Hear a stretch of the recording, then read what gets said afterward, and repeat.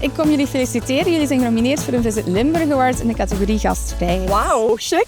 Ja, en ik heb iets lekkers bij om te vieren. Top, kom, we gaan het samen proeven.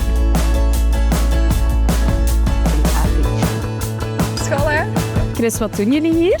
We zijn een kleine familiale kamperplaats, in Kestenen gelegen aan de Maasplassen. We hebben 21 plaatsen en de mensen komen hier aan met een camper en mogen zelf een plekje kiezen. En wat maakt van jullie dan zo'n gastvrije camperplaats? We zijn zelf ook camperaars en volgens mij zit het echt in de hele kleine dingetjes. Bijvoorbeeld een hartelijke verwelkoming, dan de namen op het verwelkomstbord. Ik bak heel graag wafeltjes voor de mensen en dan kunnen we ze gezellig samen kletsen. En ook heel regelmatig wordt de barbecue aangestoken.